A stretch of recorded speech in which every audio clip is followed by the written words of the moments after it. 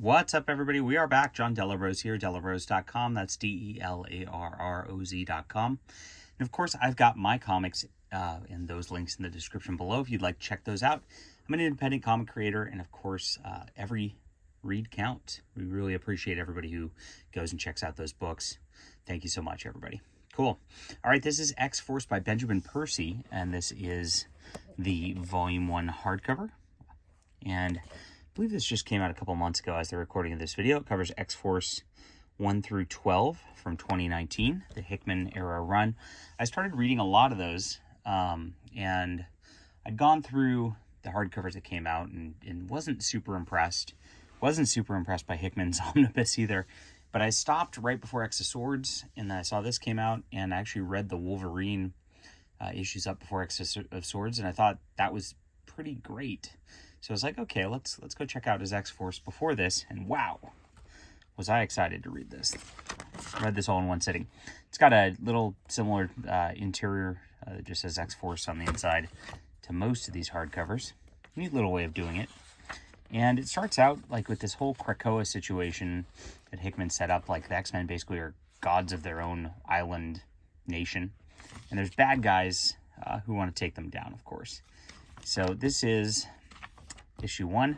I really like this guy's art. This is, who does the art on this? It is Joshua Cassera, and Dean White does the colors for his work, which actually really makes him work very well. I'm a big fan. The X-Force is like not really together at this point. There's just a bunch of events that are kind of leading up to it. As some weird stuff's going on in Krakoa. These assassins come and they kill Professor X. Can you believe it? It's kind of weird. Like, I mean, the one thing I really don't love about what they've developed is there's like this like regeneration station where like they've got all the mutant minds programmed so they can just bring them back. It's like a video game, so nobody can die, so everybody's kind of Wolverine now. And you know, it does detract from the tension of this, you know, quite a bit. But that's the setup. That's what they have to deal with. And so they go to investigate. It's this guy, and I can't remember his name.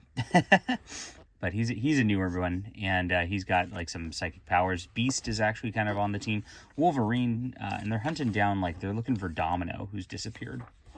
And eventually they find that like Domino has been captured, and like people are like wearing her skin basically. These assassins. That's how they broke in. Look at the art though. I love this artist. This was fantastic work. And I like these colors. I think they pop. And so basically they find her. And this bad group has like made a whole team of like Domino assassins, basically. Again, more beautiful art. This was nice to look at, nice to read, very fast paced. I like Benjamin Percy's dialogue all the way around. I mean, honestly, this whole threat that's trying to take them down, while the X-Force goes out and handles stuff and kind of gets Domino reintegrated on the team, is pretty great. Now, there's another nation called Terra Verde, and over the course of this, they're dealing with like the leader there, trying to get them to sign a treaty with the mutants. And Beast triggers this chain reaction that he doesn't realize is going to come back to bite them. And it does. And so these plant creatures kind of take over everything and become this like mega plant god over the course of this. Meanwhile, Domino is trying to hunt down what's going down with her stuff, and she finds that there's like this like reverse Domino that exists and has basically gone and is assassinating everybody who's pro-mutant across the world. So obviously she deals with that and takes those down. This is a different artist on this part of the book, who's not quite as good, but there's nothing really wrong with it. It's still solid. It's just that beginning arc was just absolutely beautiful in the art. And she eventually finds a whole team of like cloned Dominoes to deal with. Fun stuff.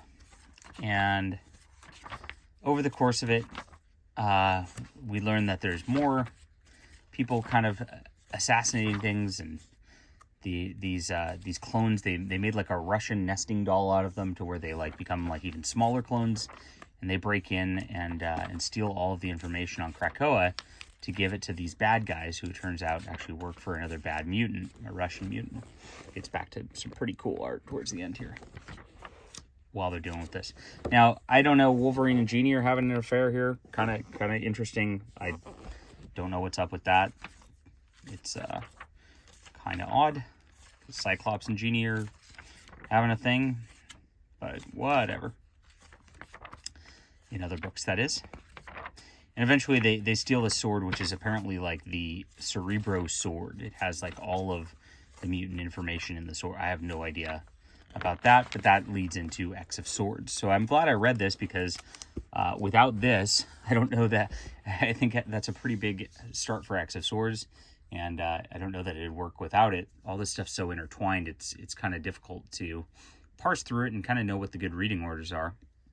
But this is solid. I enjoyed it. I'd say it's a 9 out of 10. Some of the better X-Force I've probably ever read. So good stuff right there from the art and, of course, the storytelling, which I appreciate. All right, leave a comment down below with what you think. Hit that like and subscribe button. We'll be back soon.